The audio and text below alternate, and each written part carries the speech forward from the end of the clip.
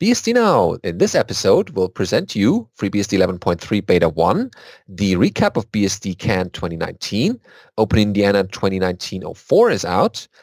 We also give you an overview of ZFS Pools and FreeNAS, and why open source firmware is important for security, as well as a new OpenSense release and wireguard on OpenBSD in this week's episode of BSD Now.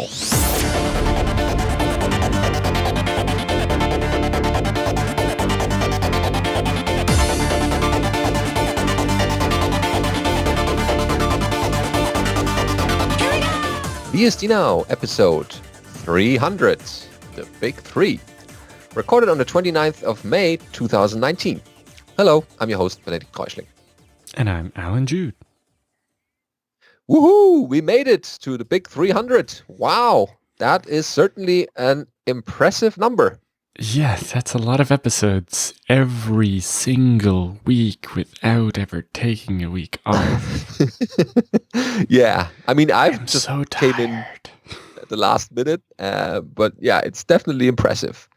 So yeah, you can send your congratulations to our Twitter account or to feedback@bsdnow.tv. But first, you should listen to this episode because we have headlines for you as every week. That start with FreeBSD 11.3 Beta 1 has been made available. Yep. So if you are using 11.2 and want a smooth upgrade to 11.3, you should start testing that out right away.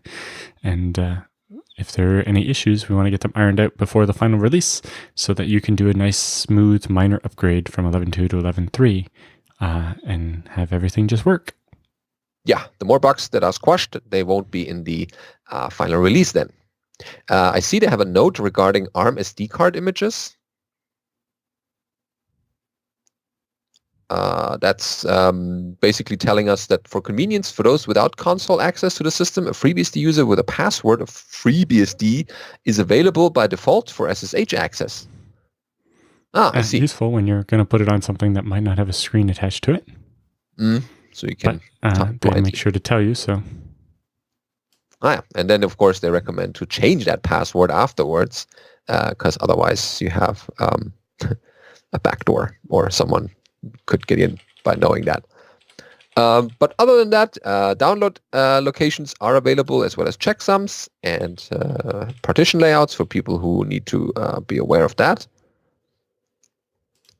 But yeah, that's definitely a good thing to test on a virtual machine or real hardware if you have that available, and see what the new features are available in 11.3 that are backported from head or from even stable. Basically 11.2 with all the security updates and other improvements and fixes and new stuff. Yeah, I remember. All ready to go.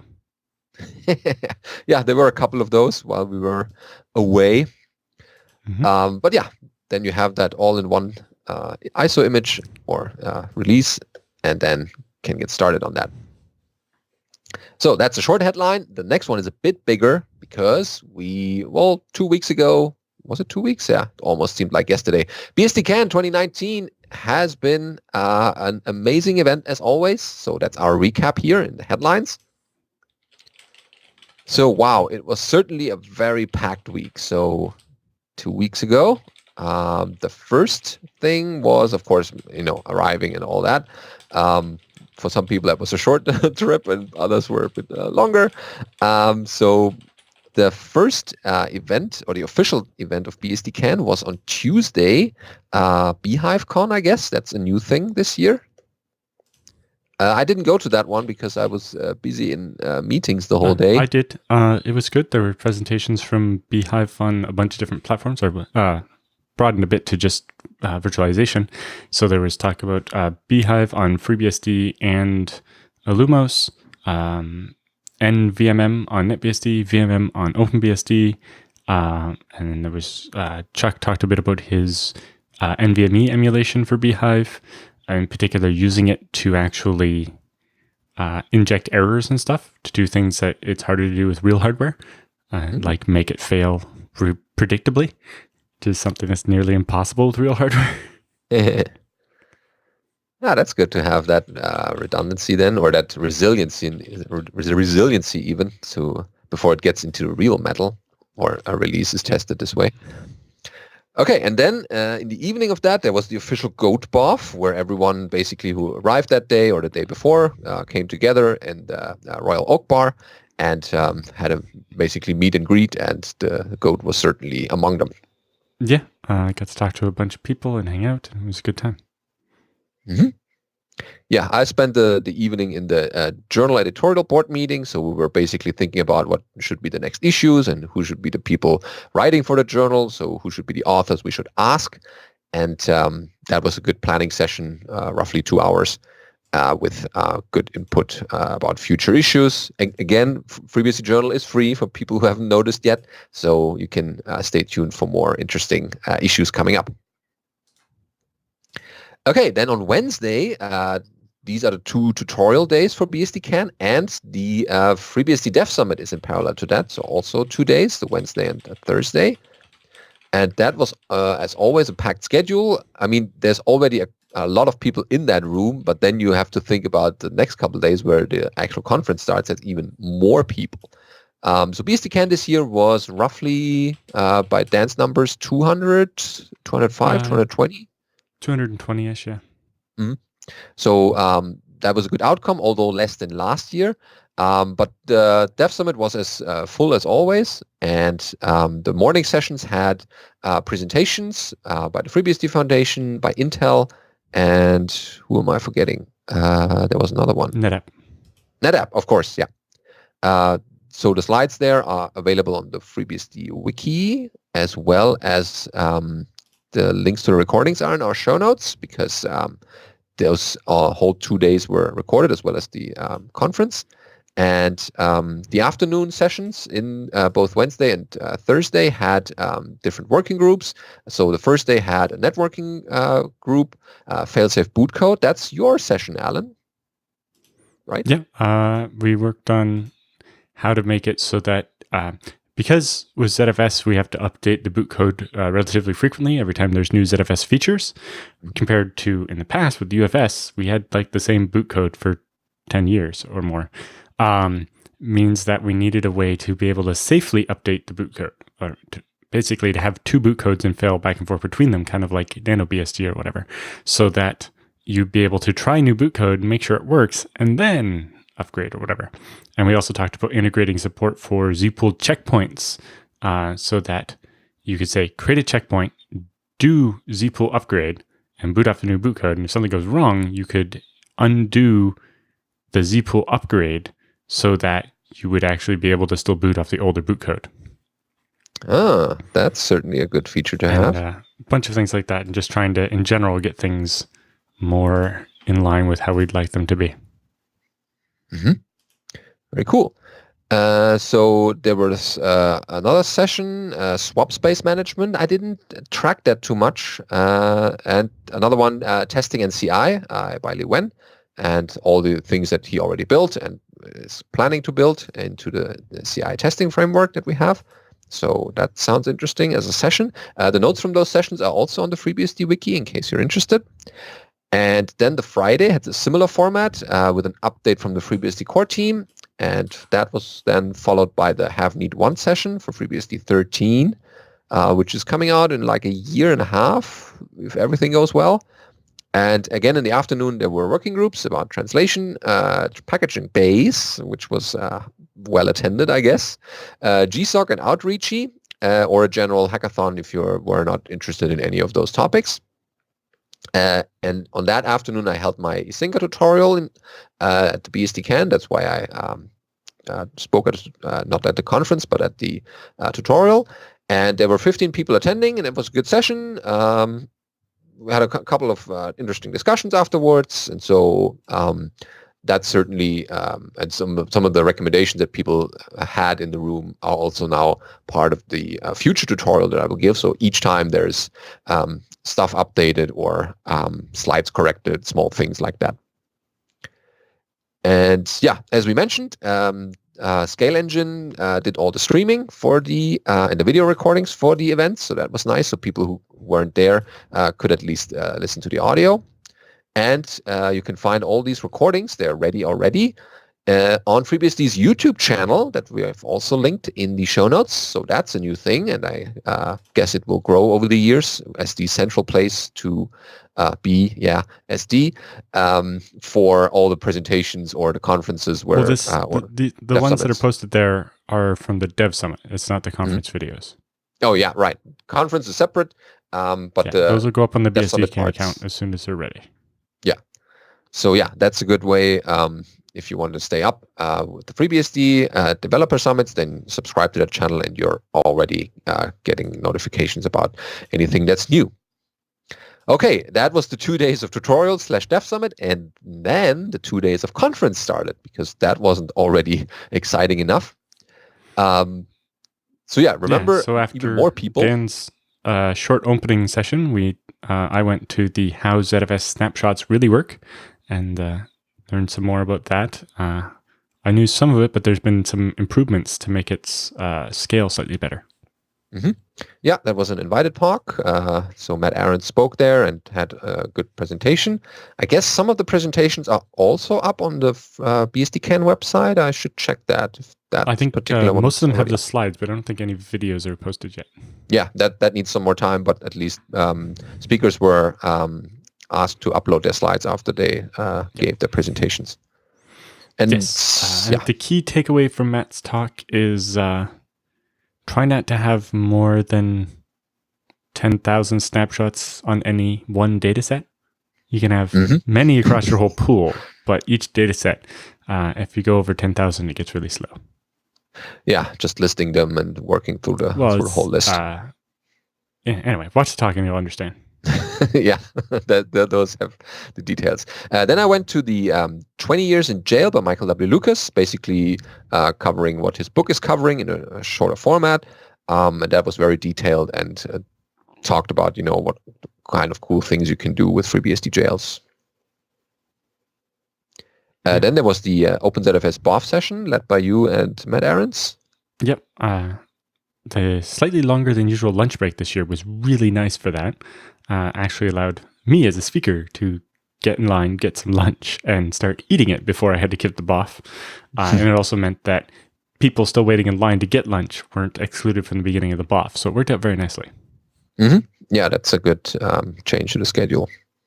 Although, I could have just as easily had fun going to one of the other BOFs. There was the networking for sysadmins and amateur radio and SDR.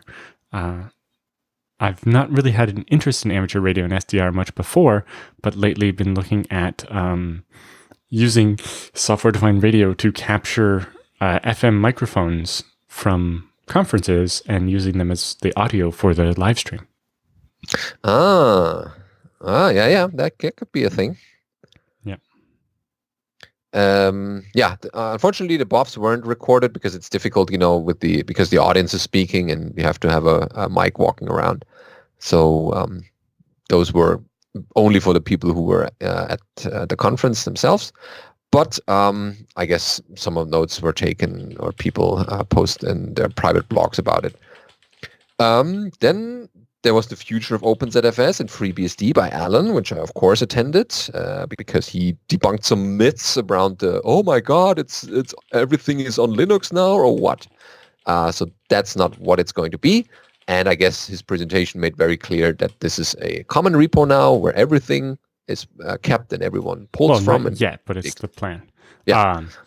So it was basically as FreeBSD is changing its upstream source of ZFS to be OpenZFS from the Linux repo instead of OpenZFS from the Lumos repo, we're going to get a bunch of new features and other good stuff. But as it actually, as we finish that process, once the bits from FreeBSD are actually upstreamed into that repo, and FreeBSD is using that, that repo will actually be renamed. It will not have the name Linux on it anymore. It'll just be the OpenZFS repo, and there'll be OS subdirectory with FreeBSD and Linux, and then the Mac and Windows versions are going to come over to that as well.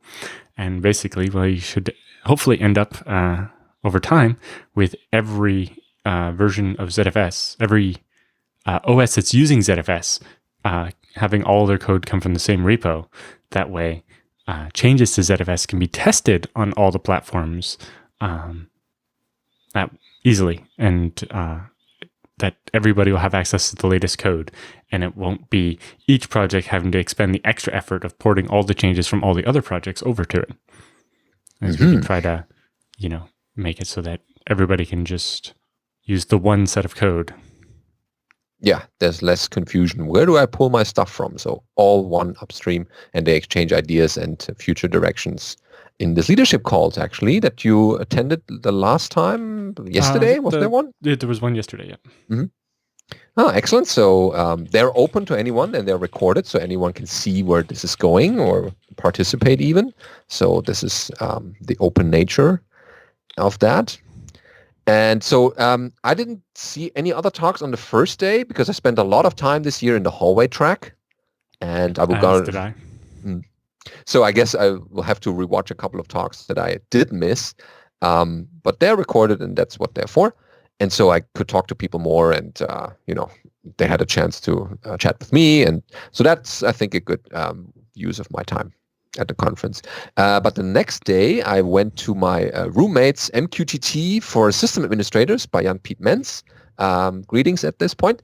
So that was certainly interesting. He had a very lively talk and an interesting talk. He passed around some devices and gave a live demo, which didn't break by all, even though the Wi-Fi wasn't very helpful in this regard. But that worked quite well. So that gave a good view about what MQTT is, how these messaging systems work, and what they can do. Yeah, I went to the Cherry BSD one to see Brooks's. I knew a bit about what Cherry was, but I had missed the last couple of presentations on it and didn't know some of the details. And actually seeing how far they've gotten with it, it was very interesting to me. Although I also would have liked to have gone to the Mac Grant by Label talk that Simon Garrity was doing, using the mandatory access control framework in FreeBSD to do to control privilege escalation. Yeah. So you got certain tools do certain things and stuff like that. And then for the second slot, I went to Chuck Tufley's Frankenstein's disk drive, which talked more about a little bit about how NVMe works, and then what he did with his Beehive emulation work. So while at Beehive Con he focused on the Beehive side of it, in this talk he focused on the actual NVMe and general use purpose of this, and in particular talked about trying to actually recreate a ZFS problem that somebody had in production, where they were using the wrong kind of NVMe device as a slog, the write log in ZFS, and eventually wore out the 1.2 petabyte write endurance of the disk. And so the disk switched to being read-only. Basically, all the flash was worn out and couldn't be written anymore. So it's like, you can read all your data off this because that won't hurt the drive. But if I let you write more, you're going to lose data. So the drive protected itself. Of course, ZFS is like, this disk is refusing my writes. What do you want me to do about it? And it caused some weird behavior, and they were trying to reproduce that by creating an NVMe device in Beehive that after 5,000 writes would just become read-only, and then, thwacking it and seeing what happens.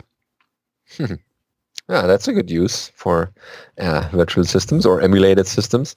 Yep. Then at lunchtime, I went to the Bsd User Group BOF. We kind of combined knowledge from a bunch of different user groups, including Nicholas wasn't there, but I added some context from the Swedish user group. Marius provided from the Polish one. Then Andrew from OpenBSD, Andrew Fresh, talked about the Portland BSD Pizza Nights, and specifically mentioned how if you tell a certain podcast about your user group, it can double the number of people that show up. I guess I know what podcast he's referring to. And so actually one of the action items out of that one was getting kind of a calendar set up again, kind of like Drew used to do with the BSD events thing. But one of the other people who happened to be in the room runs an existing system like this for music sessions, jam sessions, or whatever, and has a system to, keep poking the user group and make sure it's still alive. You have that's important. So that you don't tell people to go to user groups that aren't around anymore. Mm-hmm. Yeah, that can be bad. And some stuff like that. And then Peter Hessler shared some contacts from when he used to run one in San Francisco and so on. And we definitely had good takeaways from that, like doing it reliably. Turns out to be really important to keeping the audience up, which is, again, something I mentioned that we try to do with the podcast. Is one of the reasons why we make sure there's an episode every single week is because some people, if they take a couple weeks off because there weren't episodes or whatever, then they forget to come back. Yeah. And I mean, it's the reason we do these things, because we want to inform people about these things. And if there weren't any listeners, then that defeats the purpose. But if there's a user group, it could serve the same kind of function. Yep. Then I went to Scott Phillips' talk, which was FreeBSD from a Linux developer's perspective. So he was a Linux developer for many years, I think 10 or 15 or more years, and now works as a FreeBSD developer. And he talked a bit about some of the differences and the advantages and disadvantages. He was planned to try to complain a little bit about how FreeBSD does on a laptop, except for everybody's FreeBSD laptop worked fine and his Linux laptop just wouldn't work with the projector. Whoops. Yeah.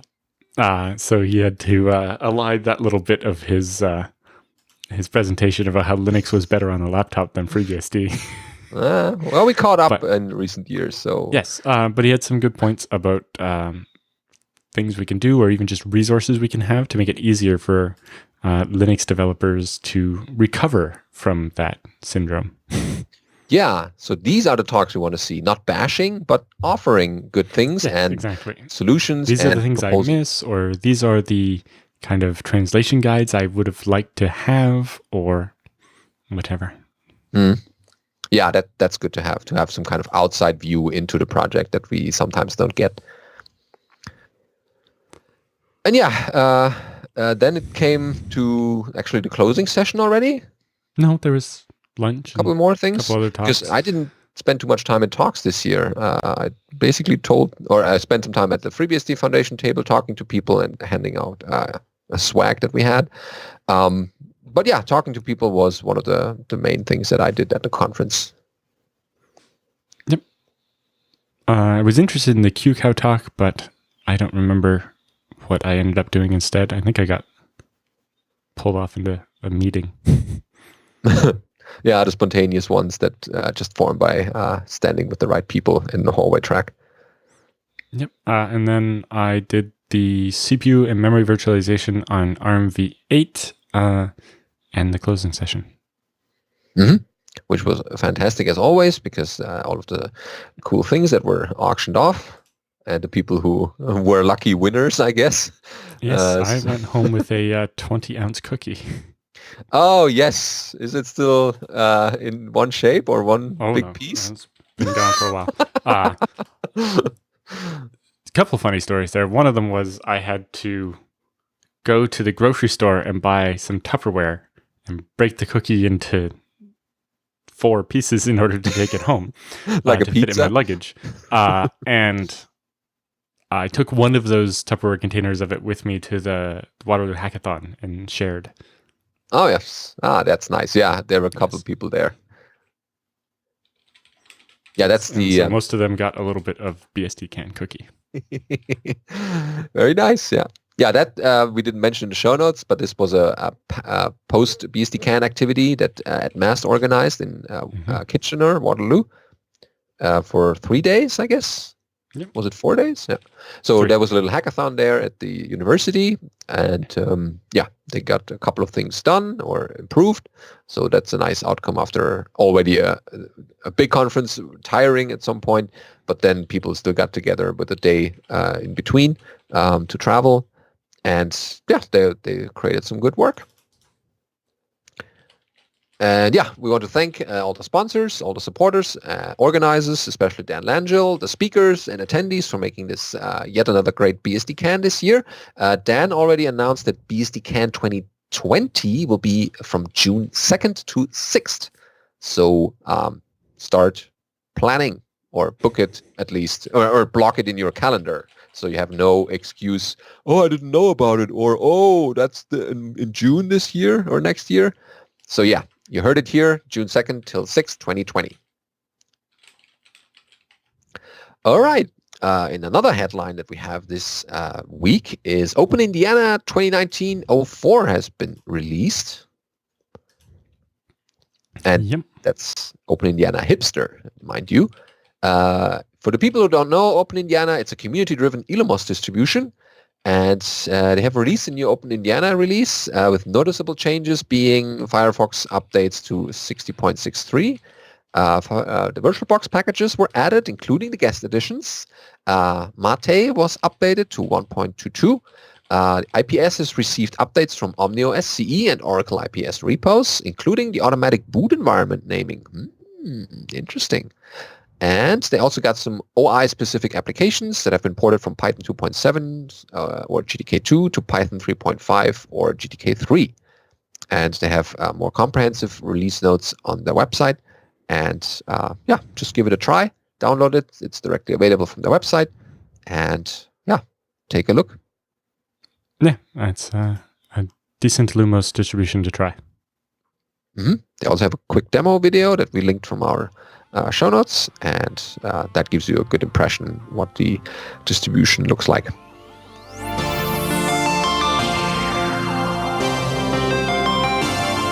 Time for the news roundup in this 300th episode. Overview of ZFS Pools in FreeNAS over at the IX Systems blog. Yeah, so they talk about how FreeNAS uses OpenZFS, which handles both the disk and volume management, and offers various RAID levels, including mirrors, which is like RAID 10, and RAID Z, which is kind of like RAID 5 or 6, but better. It says the file system is extremely flexible and secure, and offers various drive combinations, checksum, snapshots, replication, etc. For a deeper dive on ZFS itself, read the ZFS primer section of the FreeNAS documentation, but they also have some overview stuff here about how basically what the building blocks of ZFS are, starting with you have individual disks. You combine some number of disks together into a virtual device. So this can be 2 disks that you're mirroring, or it could be 3 or 4 or 5 disks that you're doing like RAID Z1, which is like RAID 5. Or it could be even bigger, like up to 8 or 10 or more disks you're doing as RAID Z2 or RAID Z3 to get 2 or 3 levels of redundancy. Then your pool is made up of 1 or more of these VDEVs. So, if you have, say, 8 drives, you can actually make a pool out of 4 mirrors. And each of those 4 mirror devs is 2 disks. And this way, when it comes time to write some data to the disk, you can be writing to all 4 sets of mirrors at once and get really good speed. So they say for suggested layouts, if you use the FreeNAS GUI, and you can look at your disks, and it offers you a bunch of options. Yeah, including the spare disks as well. So you can say, I have these 5 disks. What can I do? What kind of configurations can I do? And they even, let's say you do 4 disks in like a RAID 10, and the 5th disk could be the spare one. Yep. So you can stripe data across disks, but the downside to that is that's no redundancy. So that means if one of those disks dies, you've lost like every second block of every file, which can, usually means all your data is useless. Or you can do mirrors, where you can have 2. The other thing is ZFS mirrors can be arbitrarily deep. So you can mirror 2 drives, but you can also mirror 3, 4, 5 drives, depending how paranoid you need to be. And that will have copies of the data on every drive. All data written to all the drives. Or, like we said, RAID 10 type setup, where you actually take a bunch of data. So a bunch of separate mirrors, and you stripe across the mirrors. So you still have redundancy because when you're striping across the VDEVs, each VDEV is responsible for not losing the data. And so each of those VDEVs is a mirror of 2 or 3 disks or more. And so each of those isn't going to lose the data, but by striping across them, you get the speed advantage. So basically, if you have a whole bunch of RAID Z2 VDEVs, you basically have RAID 60, which is usually the most expensive thing you can buy in hardware RAID. Or you can do it with RAID Z3, which is triple parity, which no hardware RAID is currently able to do. Yeah, so that should make you sleep a lot better at night, at the cost of a lot of money, of course. Yep.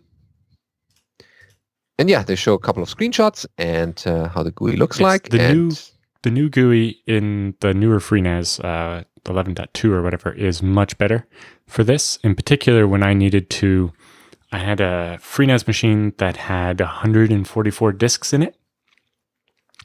And I wanted, they were basically 4 shelves of disks. And I wanted to make a RAID Z3 of 12 disks consisting of 3 disks from each shelf. So if any one shelf accidentally got disconnected, we'd only lose 3 drives out of the 12 in a RAID Z3, which means it wouldn't fault and we would still be able to use it and catch up if you reconnect the shelf. Whereas if I had just done all 12 drives from one shelf and the next drive is 12 drives from another shelf, then if you unhook one shelf, the whole pool would fall over. Not so good, yeah. Yeah, so it was very nice to be able to do that. And the new GUI lets you do that. The old one was very confusing, but the new one works quite well. And I'm very happy with it. Okay. Yeah, they have yes, they also have a couple of tutorial videos on the YouTube channel. So, and of course, a comprehensive documentation going along with it. Right, because the other thing I was doing, not that setup, but a different customer, when they had disks loaded in both the front and the back of shelves, they were doing mirror pairs. And so I do a disk from the front and a disk from the back because ones at the back tend to run a bit hotter. And so they can have maybe a slightly higher failure rate. And so you don't want VDEVs made only of disks that have a higher failure rate. If you mix them, you'll be better off. And so mixing front and back that way. And then because the front has a few more slots than the back because of where the power supplies take up space at the back, I used the ones that didn't have a mate basically as the spares. Yeah, that's a good consideration. So yeah, storage planning is good at the beginning because you can, if you don't be prepared or are not careful, then you can end up in a setup that might not be that future-proof, or you have to redo in a couple of months, years, weeks even. So doing a little bit of thinking before implementing your storage or creating your first pool is good in the long run. Yes, there are quite a few considerations. And I recommend, FreeBSD Mastery ZFS to consider some of those. Yep, those are good books, and they have a couple of good recommendations in like performance tuning and redundancy and all these things that are important in ZFS.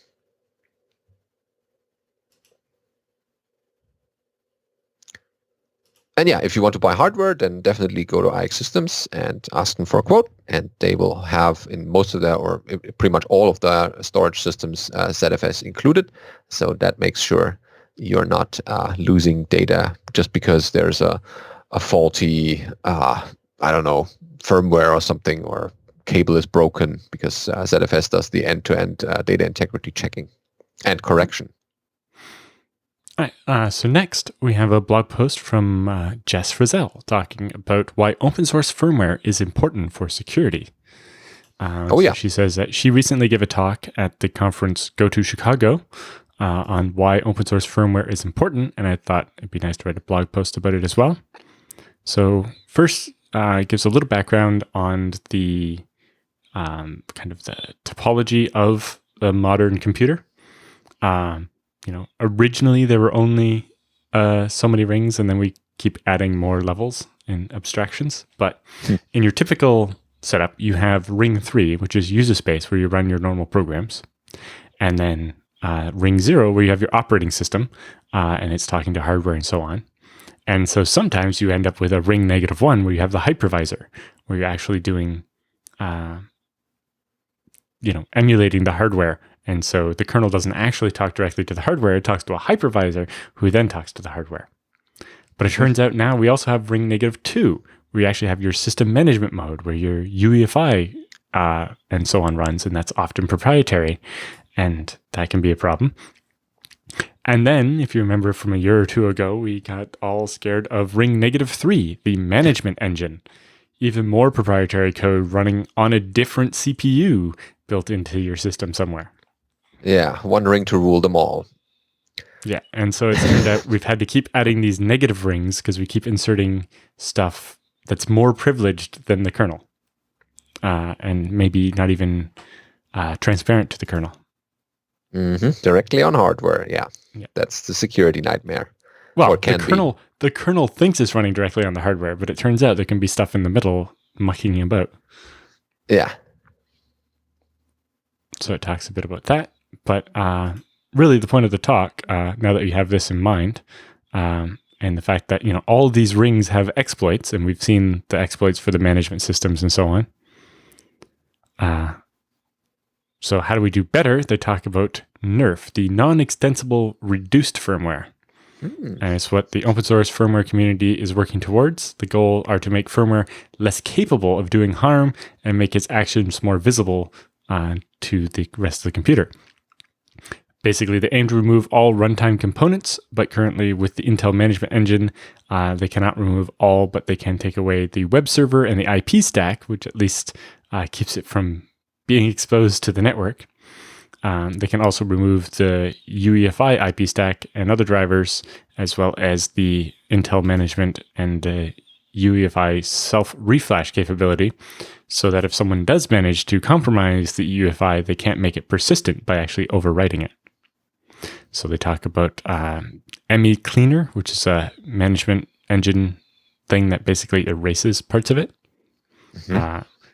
Talking about switching away from your current, the built-in boot bits in your motherboard to using something U-boot or core boot, and trying to make those more first class. In particular, nowadays the UEFI kernel running underneath your operating system is actually more lines of code than Linux, doing who knows what to your computer. Yeah. So there are efforts in that area to make that better or more open, so you can see what the code is doing, or at least have control over it at a certain point. And yeah, I've seen people using U-boot on their computers. I mean, I didn't see much of it. They were running just fine. It's just the different boot sequence. Right, and I've heard of people doing core boot on like really old ThinkPads, but not on modern ones. I think somebody maybe got it to the X220, but you need like special hardware to like clip onto the chip or something to reflash it, which is a bit. But then they talk about other firmware. We need open source firmware for network cards and SSDs and the BMCs, the baseboard management controllers that we use for IPMI and so on for machines. So there's apparently some work being done at the Open Compute project on NIC 3.0 and making that available. For BMCs, there's OpenBMC and MicroBMC, both of which there are other blog posts about you can talk about or go read. But really the point of the article is about root of trust. If you're going to trust the VM, you have to trust what the VM's running on. And so basically, all your trust keeps going levels and levels deeper until you have what's called the root of trust, the thing you actually trust, so that you can trust the things that run on top of it, so you can so you can trust the things that run on top of that, and so on. So they say the goal of a root of trust should be to verify that the software installed in every component of the hardware is the software that you actually intended. This way, you know without a doubt and verify if hardware has actually been hacked. Since we have very little to no visibility into the code running in a lot of the places on our hardware, it's very hard to do this. So how do we really know that the firmware in a component is not vulnerable or isn't being exploited? Well, we can't unless it's all open source. And then, in that case, we could build code we've read and have a binary we trust and put it on the machine. So every cloud provider and vendor seems to have their own way of doing something like root of trust. Microsoft has theirs called Cerberus, Google's is called Titan, and Amazon's is called Nitro. And they seem to assume an explicit amount of trust in their proprietary code, code Amazon has seen, but you cannot see. This leaves with not a great feeling. Wouldn't it be better to be able to use all open source code? Then we could verify without a doubt that the code you can read and build yourself is the code that's actually running on the hardware and in the various firmwares.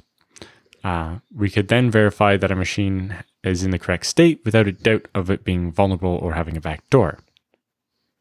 It also raises a question of what if some of the smaller cloud providers like DigitalOcean or Packet.net have as their root of trust, and how does that work? And what do you do for root of trust in the case of you're not an Amazon-sized company where you're going to get custom hardware built? Yeah. That's a problem. Yep. I talk a bit about platform firmware resiliency and so on. And actually, it turns out it came up a bit in the working group at BSDCan about the boot code stuff, is if you're actually going to do verified boot, where you're making sure that basically each step in the boot process verifies that the next step is the checksum it expects it to be. It can be harder to do the thing like, we're updating the boot code and we need to decide which version of the boot code to boot. And having that change could disrupt the verified boot system. I see, You yeah. have to consider some of that.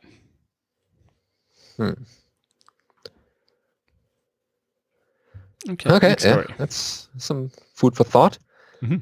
And we also have in the section here a OpenSense new release 19-1-8. I guess that's the year. They write about the release in a little message going, "Good day all to you. This update addresses several privilege escalation issues, like everyone has to do recently, in the access control implementation, and new memory disclosure issues on Intel CPUs.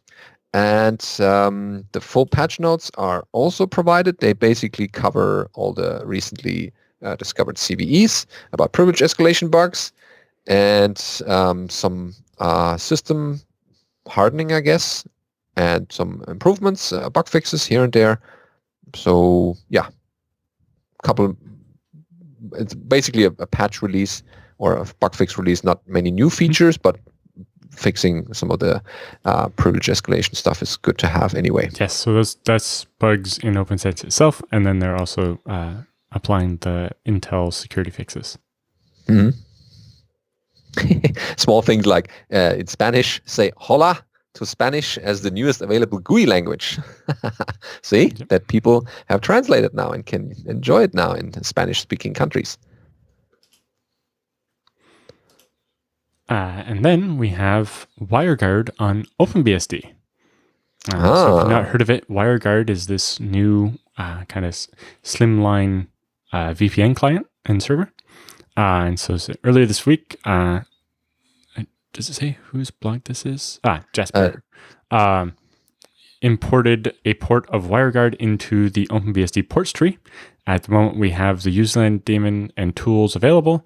The in-kernel implementation is only available on Linux. At the time of writing, there are packages available for OpenBSD current. So Jason Donenfeld, the WireGuard author, has worked to support OpenBSD and WireGuard, and as such, his post to the ports list last year got me interested in working on WireGuard. Since then, they've toyed with WireGuard on OpenBSD,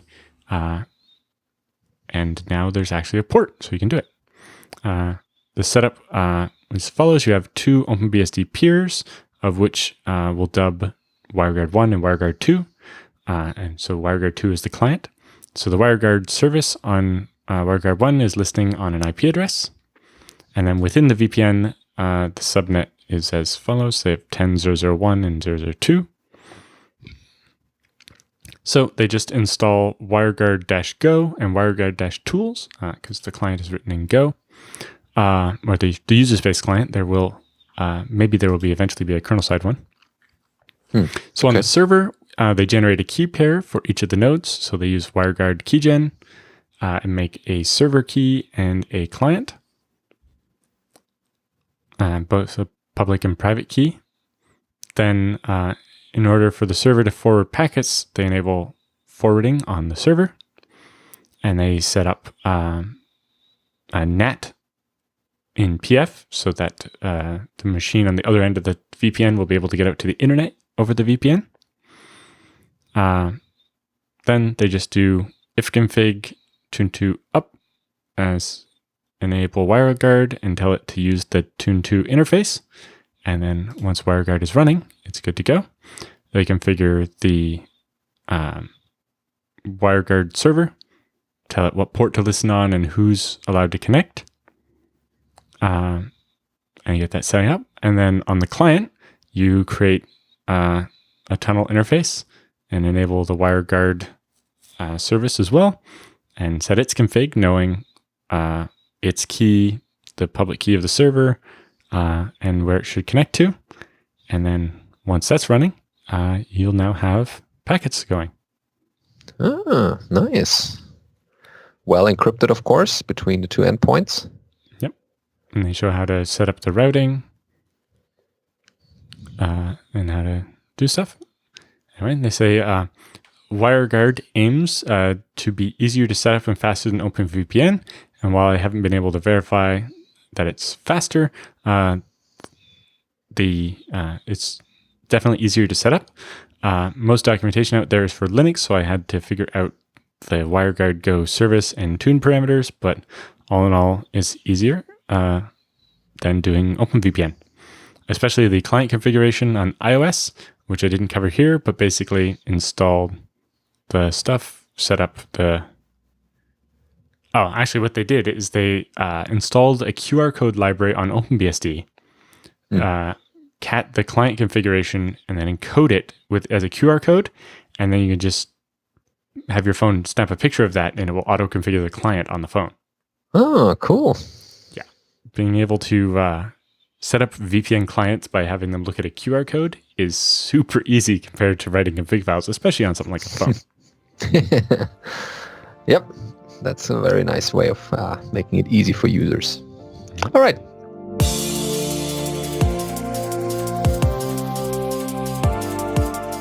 Beastie Bits, here they come. We have a Serenity OS for you. This is a newfound for us. And it's basically a graphical Unix-like operating system for x86 computers. That's nothing special in this regard, but they have basically written their own operating systems as far we could tell from the feature list here. It appears to be written from scratch in C++. Yeah, with a two-clause BSD license. And judging from the screenshot, that looks, interestingly enough, pretty normal. Like the 90s operating system. If it's provides the POSIX-like interfaces and can run regular apps, that makes it pretty useful. Mm-hmm. Yeah, it helps a lot to build an operating system if you don't have to write all the applications by just being compatible with the applications that already exist. Yeah, and they write, it flatters with sincerity by stealing beautiful ideas from various other systems. So, yeah, give it a spin and see what it can do. I mean, it supports IPv4, ext2 file systems, and so, yeah, it's useful.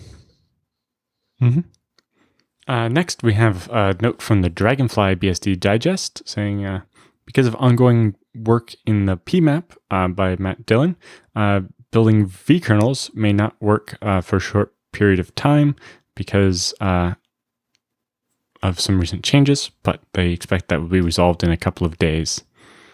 So if you're trying to do vkernels on Dragonfly on head, you might want to watch out for a couple of days, as that might break. Okay, so that's a good information for people who are running the Dragonflies of this world. Yep. And then we have a post from the Vintage Computer Federation. And they have here Brian Kernighan interviewing Ken Thompson. Huh. Interesting. Yeah, that's on YouTube. Talks about everything from Plan 9 to Go, and winning a Turing Award and so on. So definitely worth checking out. I'm going to have to find time to watch that myself. Mm-hmm. Yeah, that's certainly interesting. Looking back or them looking forward.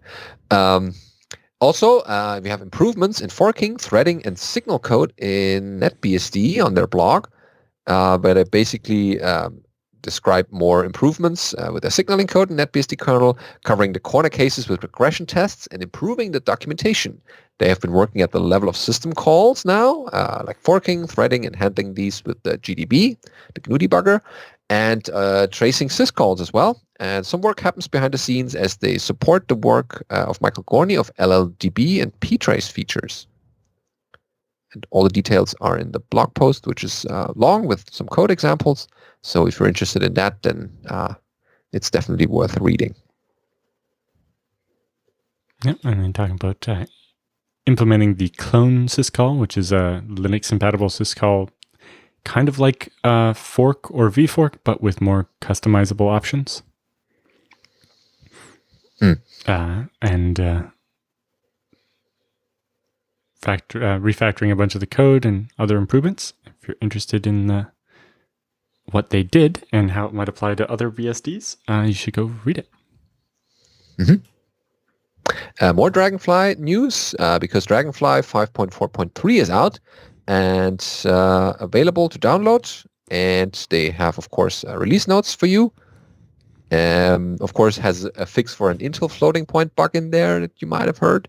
Mm-hmm. And so, yeah, check out the release notes, which we didn't cover in this show, but it's definitely worth getting the latest release of Dragonfly. Yep. And then lastly, we have over at the Odroid magazine, they have running NetBSD on the Odroid C2. Huh.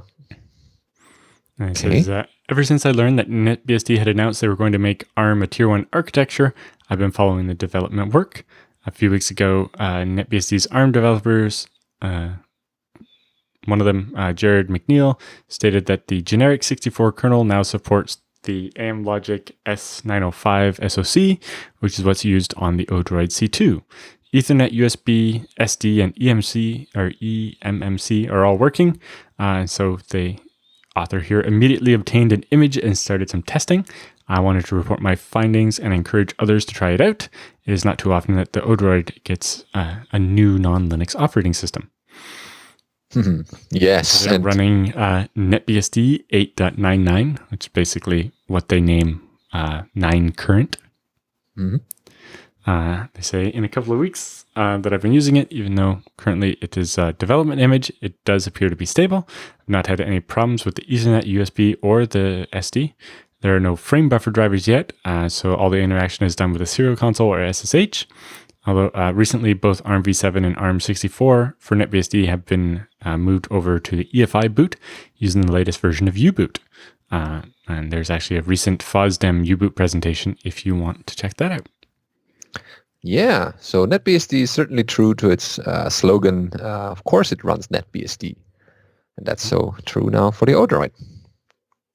Okay, that's been our BSD Bits for this week. Time for the feedback and questions. Of course, this section will be very empty in the future if you don't send us your questions. Any feedback that you have, show ideas, things you want to know from us or ask us, send all of this to feedback@bsdnow.tv, and then we'll have more to cover in future episode in this part. Paolo did that as our first one for this week about laptops. He writes, "Hello, Benedict and Alan. I was just filling out the 2019 community survey. Excellent. You're one of many people that did that. And he noticed a question on user laptop brands. Question I have is if the FreeBSD Foundation has considered in the past or is currently considering reaching out to any laptop vendor to make a BSD-friendly laptop." So I know IX Systems has looked at this in the past. The problem is you're looking at having to commit to ordering like 10,000 laptops to get anybody to pay attention. Break And even. the other problem there is no matter what brand it is, if you don't produce them all at once, then there's no guarantee that some of the components won't be changed because of what's available. You might not be able to get that particular Wi-Fi chip. You'll get a slightly different model that maybe won't work with the driver you have, and so on. So it's very difficult. The biggest thing is just that, even if we could convince every BSD user to buy the same laptop, which probably we couldn't, it might actually be worse for BSD because it would mean that, you'd have to buy the FreeBSD laptop for it to work. Whereas currently with BSD people spread across a bunch of different kinds of laptops, we have better chance of more of them working. In general, I've had good luck with the ThinkPads. And there's enough BSD people have them that most of the things work. Dells too. Yeah, so like with my ThinkPad here, the X270, the Wi-Fi works, the USB works, the sound works, the Ethernet works. I don't know. Everything works. Suspend and resume works. Accelerated graphics, NVMe, debooting, everything. It's quite good. Interesting one was at BSDCan. Somebody came who had just bought a new, I think it was an HP with a Ryzen CPU, an AMD, and it was locking up during boot. But after heroic efforts by John Baldwin and Mark Johnston in the Hacker Lounge on the last late at night at BSDCan, I was just watching, and we stayed up until 3 in the morning. But we got a fix so that it boots. So we fixed that, and that will go into 12.1 and 13. And actually, I don't know if John's had time to think about it because been very busy. But if we can sneak that fix into 11.3, that might be useful. Although the downside there is there's always the chance that any change like that is going to break some other laptop, and so it can be kind of difficult to want to risk slipping that into 11.3. But yeah, the more laptop choices. If you grab a recent snapshot of head, then almost everything I can think of works. The biggest one that's likely to get you right now is Wi-Fi if it's not Intel. If it's Broadcom, you might be in for pain. And some of that, I don't know, they have a Killer Nick or whatever is making some weird Wi-Fi one. And those are the ones that are likely to bite you. But in general, laptops do tend to work. Yeah. I remember Colin Percival buying a System 76 a couple of years ago. Been pretty happy with it. That? Yep. Yeah. So these are the less mainstream vendors who are still... I've seen people using Dells and Asus's and HPs and so on. And generally, most things work. Graphics was always really the one that was holding us back. So if you can get lucky and have the right kind of Wi-Fi, pretty much everything else just works. Yeah, so definitely the laptop and especially graphics support got way better in recent years. So there's less, we can only run on certain brands or certain laptop models even. And that got a lot better thanks to some people's efforts. Also in the suspend and resume area. Should I read the rest one of this? Because sure. Pretty much cover everything. So it continues. By BSD friendly, he means hardware that doesn't have anything locked on BIOS or UEFI nowadays, preventing any OS to be loaded and installed, and hardware devices not requiring blobs or any of the worst case. So blobs is different. Like most things now use, instead of burning the firmware into a chip and putting it on the motherboard, just have it loaded by the CPU. And so that's a file that gets distributed as part of the operating system. It's not that evil, really. It just saves some money and makes it so that you can actually update it without having to flash stuff on the board. So I'm not as worried about blobs for Wi-Fi firmware and so on. Huh. Yeah. So And as we talked about these efforts in extensible firmware or custom written firmware that boots it is also tying into that. He doesn't expect any vendor to go extra miles to fully support every different operating system. They're not used to. And they know... Go on to say they would personally prefer to buy a laptop that maybe wasn't 100% what they were looking for in terms of hardware, but being 100% FreeBSD friendly. But I don't know. I got both with my X270. I got to pick what I wanted, and it worked with FreeBSD. It mostly comes down to be careful with the Wi-Fi you pick, and pretty much everything else is relatively generic nowadays, right? Like NVMe and SATA interfaces are pretty straightforward. Ethernet, a lot of laptops don't come with it anymore, but if they do, it generally works. If you want Bluetooth, that's kind of special. I don't know. I've never used it. It's pretty much graphics and Wi-Fi, and most graphics options work nowadays, right? With the DRM drivers providing support for Intel and AMD, and NVIDIA's always had good drivers on FreeBSD, you're down to just the Wi-Fi is the only thing you have to worry about. And now, if you get a laptop that doesn't happen to have the BIOS not letting you switch the Wi-Fi card out, then you can buy an Intel little mini PCIe Wi-Fi chip for $10 or $15 and slap it in and have Wi-Fi that works. Sure. And I know, like, Gavin was working on getting FreeBSD working well on I think it was the Lenovo IdeaPad or something, which is like this $250 laptop. Or the Yoga one? Oh, I think that maybe. It was a really inexpensive one. Yeah, some of the beginner notebooks. But yeah, all of these could be valuable or valuable laptops for beginners. I mean, for a little bit of BSD here and there, perfectly fine. But yes, sadly, it's hard to get the vendors to pay attention without really large numbers. And yeah, so he closes with, I would personally prefer to buy a laptop that may or may not be 100%. Okay, sorry. Yeah, so the next question comes from a listener. Yeah. So you see the reason why in a moment. So the listener writes, I've recently been diagnosed with major depression. One of the few things I'm able to enjoy right now is your show. Thanks very much for continuing to do it. Thank you. There's always something in the show I can take a little inspiration from. I feel like it's one of the things that's going to get me through this. Thanks again. Oh, wow. That's good to hear. Yeah, good luck with your recovery. I know there are dark days and less darker days, but I guess small things like our show could help you in that a little bit. So continue your efforts. There's definitely light at the horizon coming up. And enjoy our show. That's one reason more for us to keep doing it. Last but not least is Boston with a question about to extend a pool and lower the RAM footprint. I see ZFS here.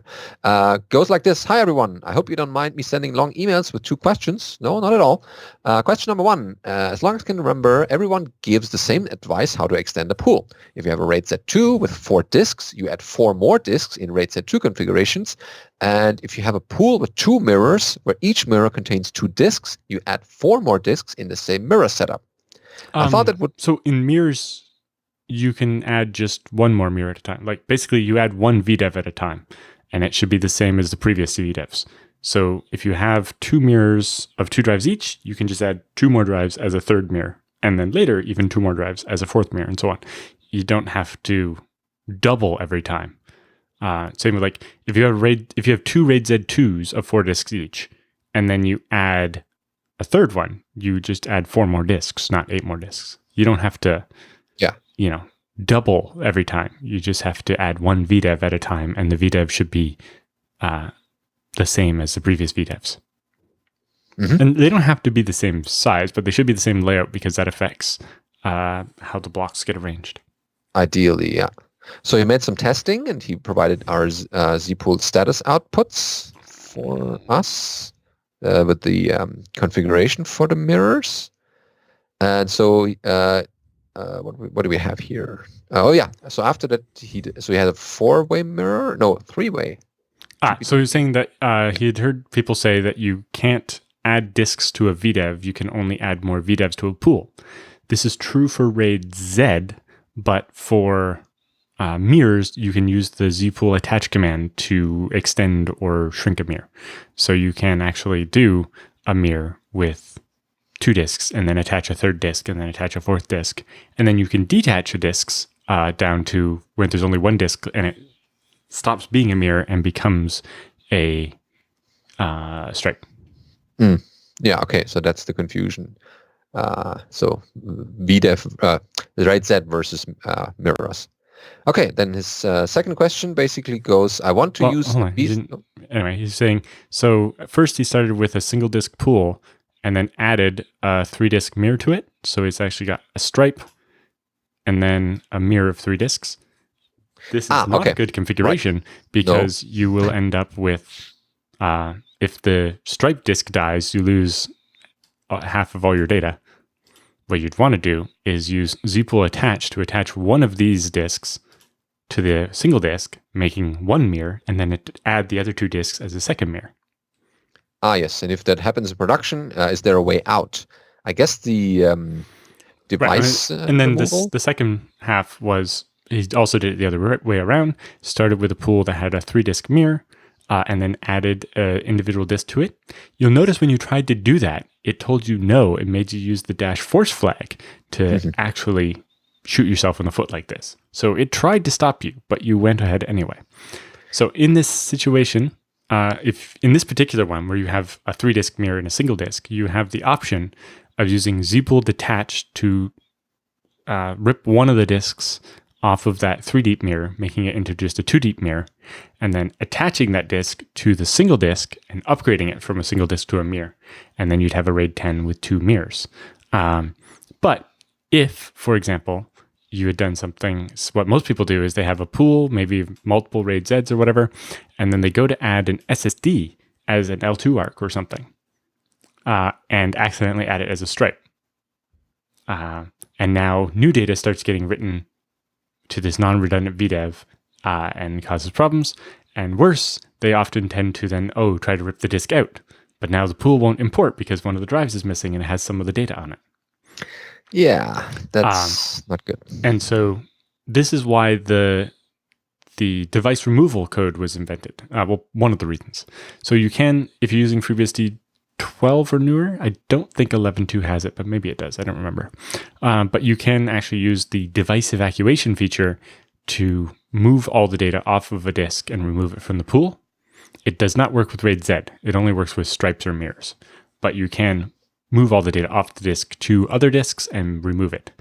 The way it actually works internally is the one disk becomes virtual, and you make a mapping table in RAM that says, this couple 100 megabytes of the disk is now on this other disk, and the next 100 megabytes are over here. And so it can take up a bit of space. I think Dave in the chat room did this just the other day. He moved a couple 100 gigs of data, and it took 37 megabytes of memory.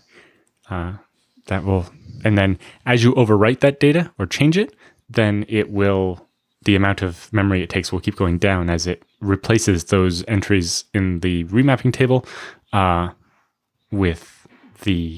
when it rewrites the data, it will write it with the actual address rather than the address on the drive that's not there anymore. And Dave says now it's down to 18 megabytes for the 750 gigs of data he moved on the disk he took out of the pool. So yes, while you can do these things where you mix and match in ZFS, you're going to hurt yourself and you're going to wish you didn't. So yes, for a home setup, mirrors are the best setup because you can add 2 disks at a time that way. Yeah. And each time you do zpool create, use the -n flag so you can see what the pool will look like without actually doing it. So you can spot errors quicker before actually making them. Okay, then the second question. That the ability to do this gave him chills because it's flexible, but you can shoot yourself in the foot.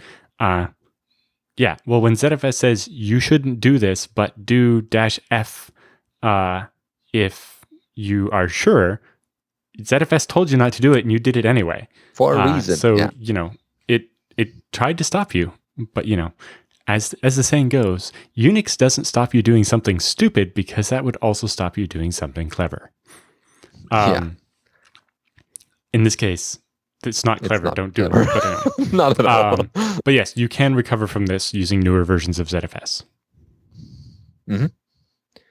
Oh yeah, or prevent it in the first place. So yes, to his second question, he wants to use a BSD on a low memory, like random access memory system. The considered operating systems are FreeBSD, FreeNAS, and Project Trident /TrueOS. All vanilla flavor, no special compiling. What do you get out of the box? They all run on OpenZFS. It will have a Z pool of approximately 5 terabyte of data attached to it. What can be changed across the board in order to reduce memory footprint? What to look for in a specific operating system, what settings to change to limit a process or a feature to use little RAM, anything to tweak, how to limit ZFS to use less RAM. Right. So ZFS, the tunables are vfs.zfs.arc_. arcmax, you mean? Yeah. So there's arcmax and arcmin. So you can't lower the max to less than the min. So likely you want to lower the min first. Mm-hmm. And so you can tell ZFS to only use 512 megabytes of RAM for its cache. That will leave more for the rest of the operating system. It will impact performance a bit, but it'll probably be fine. So then if you just set your arcmax to 512 and your arcmin to say a quarter of that, like 128 megs, you probably have to set them in first because the defaults are higher, and you don't want, if you try to set the max too low, it'll be like, hey, you can't set the max to less than the minimum and refuse it. So set the minimum lower first and then the max. There's not, like most of FreeBSD auto-tunes based on the amount of RAM. The parameters look at how much memory you have and decide how many vnodes to keep and all this other stuff. In general, it can come down to run top, see what you think is using too much. But in the end, there's not much that's going to change how much memory you use. It's like which applications you run will affect how much memory you use. And then ZFS needs at least 64 megabytes of memory in order to be able to handle transaction groups of the regular block sizes. But 64 megs is not that much to ask. Yeah.